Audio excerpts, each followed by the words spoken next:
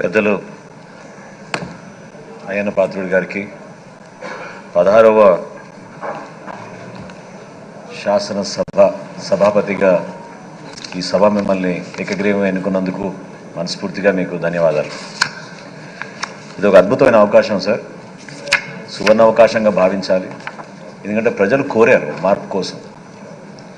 శాసనసభలో జరిగే ప్రతి సమావేశంలోనూ రాష్ట్ర ప్రజలు ఎదురు చూసింది మా పక్షాన్ని నిలబడే శాసనసభ్యులు ఏ విధంగా మన సమస్యలపైన పోరాడతారు, ఏ విధంగా ప్రభుత్వం నుంచి మనకి మేలు జరుగుతున్న విషయాలపైన ఎదురు చూశారు తప్ప ఈ 5 సంవత్సరాల్లో జరిగిన శాసనసభ సమావేశాలు ఖచ్చితంగా మన గౌరవాన్ని తగ్గించాయి.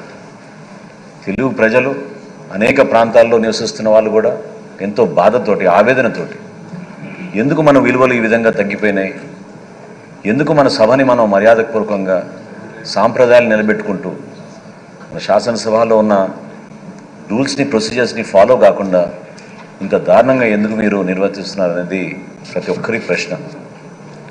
ఈరోజు మనకి ఇంత అద్భుతమైన తీర్పు ప్రజలు ఇచ్చారంటే అది కూడా ఒక కారణం, అది మనం గుర్తుపెట్టుకోవాలి. అందుకే నేను మిమ్మల్ని మనస్ఫూర్తిగా కోరేది ఒక సువర్ణ అవకాశంగా మీరు భావించండి. మీకే కాదు, మీ ద్వారా మా అందరికీ కూడా శాసనసభలో ఖచ్చితంగా ఈ రాష్ట్ర ప్రజలకు అంకిత భావంతో పనిచేస్తూ మీకున్న అనుభవాన్ని తప్పకుండా మీరు ఉపయోగించండి. శాసనసభలో మనం కేవలం సమావేశాలప్పుడే కాకుండా ఒక శాసనసభ్యుడిగా మన నియోజకవర్గ ప్రజలకి అద్భుతంగా మన సేవా కార్యక్రమాలు చేయగలుగుతాం. మన శాసనసభలో ఉన్న కమిటీస్ని మీరు మరొకసారి పటిష్టంగా దాన్ని ముందు తీసుకెళ్ళండి. డిబేట్స్ని మీరు ఎంకరేజ్ చేయండి.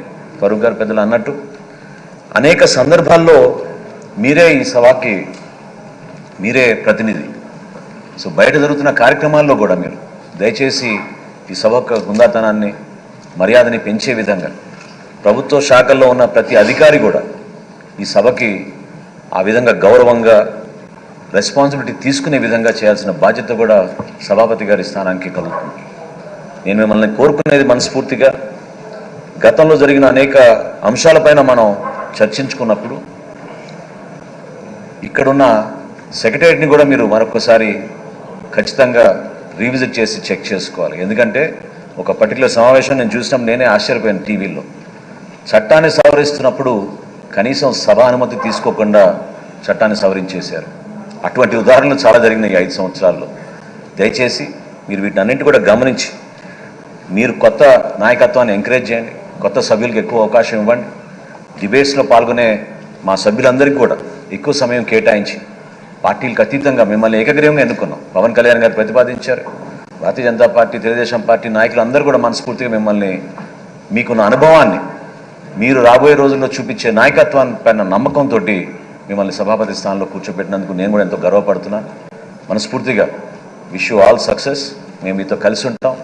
తెలుగు భాష వాడకం పైన కూడా దయచేసి మీరు దృష్టి సారించి తెలుగు భాషని ప్రతి సందర్భంలో కూడా మనం ఉపయోగించుకునే విధంగా, శాసనసభలో చర్చల్లో కూడా ఆ విధంగా మీరు ఎంకరేజ్ చేసే విధంగా మీరు మనస్ఫూర్తిగా సహకరిస్తారని, రాబోయే రోజుల్లో మేము ఎప్పుడు కూడా మీకు అండగా నిలబడతాం.